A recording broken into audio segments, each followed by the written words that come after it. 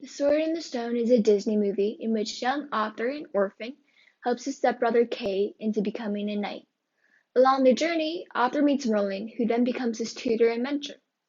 One of the elements shown in the movie that was true to the medieval ages was the knights. As the movie starts, the narrator states that whoever pulls the legendary sword out of the stone will be the rightful king of England.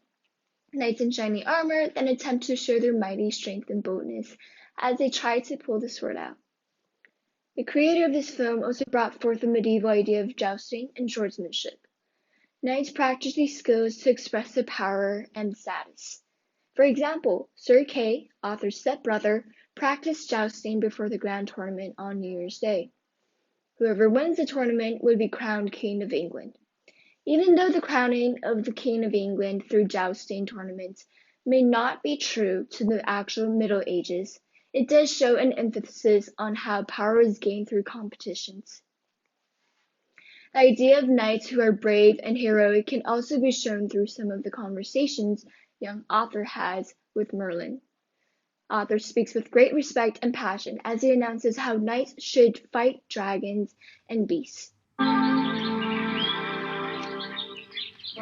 I'd give anything to go riding about on a great white charger, slaying dragons and griffins and man-eating giants.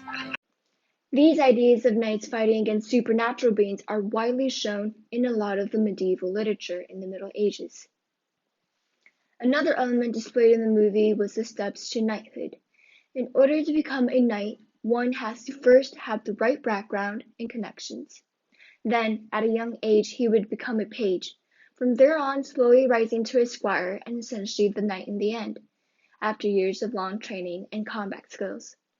In the movie, young Arthur is shown as a page servant for a nobleman, and as the movie progresses, Arthur eventually rises up to a squire, serving and dressing the knight, Sir Kay.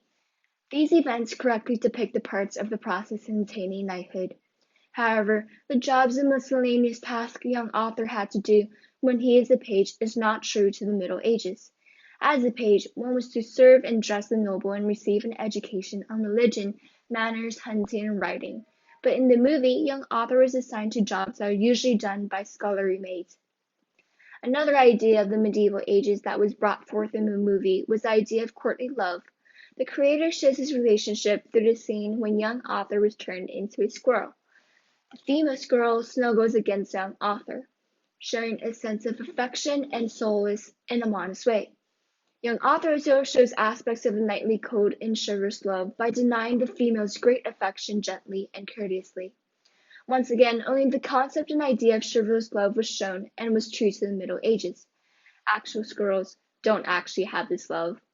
Other additional factor that the creator added in this film that stayed true to the Middle Ages was the castles that young Arthur stayed at. The stone castles showed power and stability, and inside those castles the creator added some of the knights' armor and weapons, along with some of the game that they might have won through hunting, which in this case was the deer.